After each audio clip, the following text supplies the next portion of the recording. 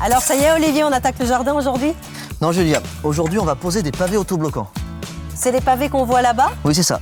Alors raconte-moi un petit peu comment ils sont faits ces pavés. Donc en fait c'est des petits blocs de béton qui sont teintés dans la masse. Ça veut dire qu'on peut avoir plusieurs sortes de teintures, de couleurs, de formes, d'épaisseurs. Voilà. Plein de choix esthétiques différents. Oui. Et alors ces pavés, on va les poser un petit peu ici, là devant, comme ça? Non, d'abord il faut bien préparer le terrain. En fait j'ai décaissé la terre végétale sur environ 15 cm. Décaisser, ça veut dire quoi? Donc j'ai creusé la terre sur environ 15 cm. D'accord. Pour pouvoir ensuite mettre un tissu géotextile. Un tissu géotextile, c'est la bâche là qu'on voit, blanche? Oui, c'est un tissu. Ça permet d'éviter la repousse des mauvaises herbes et le mélange de la terre avec le remblai. D'accord. Et par-dessus, qu'est-ce que tu as mis?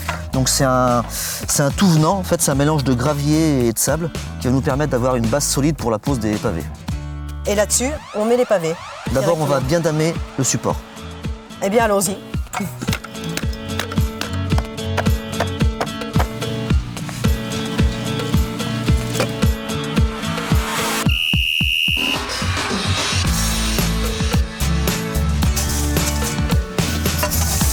Alors, ça y est, Olivier, on peut poser nos pavés maintenant? Oui. Donc là, on a fini de dresser notre lit de sable. On l'a bien damé. Donc maintenant, on peut poser directement les pavés dessus. Et ces pavés là, je vois qu'ils sont un petit peu vieillis, c'est fait exprès j'imagine, Oui. Ça donne un petit côté un peu plus rustique, c'est Voilà. une histoire de goût quoi. Il y a tu m'avais dit tout à l'heure, il y a des pavés de plein de couleurs différentes, d'aspects différents, on peut s'amuser à faire des motifs. Voilà. On peut faire ce que l'on veut avec des pavés de différentes tailles. D'accord, chacun comme il veut quoi. Et ces pavés là, ils sont un petit peu plus fins que d'autres que j'avais vus tout à l'heure. En fait, ceux-là, ils sont prévus pour des allées piétonnes. Oui. On aurait voulu faire une allée pour le passage des véhicules. On aurait utilisé un pavé plus épais et on l'aurait posé sur une chape. Donc une petite technique, une technique un peu autre. Je les pose? Voilà, tu peux commencer. Je commence par Tu ici. commences à l'angle. Par l'angle. Voilà. Voilà, tu alternes les différents formats de pavés. Et je les serre les uns Voilà, on contre va la les poser autres à comme ça. joint serré. Ouais, c'est super rapide du coup. Hein. Tu vois, vu qu'on a bien préparé notre support,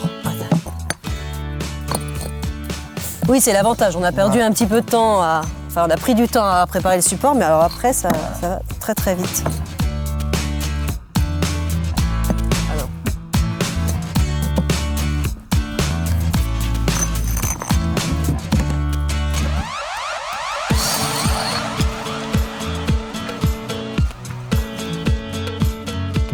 attends Julia, on va se mettre une planche sous les genoux pour pouvoir travailler en avançant.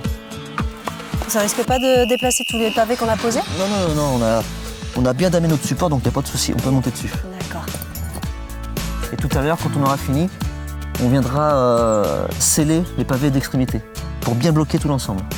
Et tous les petits trous là que je vois, tu vas les combler avec quelque chose? Oui, à la fin, on va pouvoir jeter du sable sur toute la surface et à l'aide d'un balai, on va venir combler tous les petits joints. Comme ça, tout sera bien compact, solide. Voilà.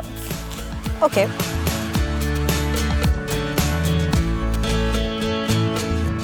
Mais c'est formidable, Olivier. Alors, il n'y a que des avantages. C'est simple, c'est rapide.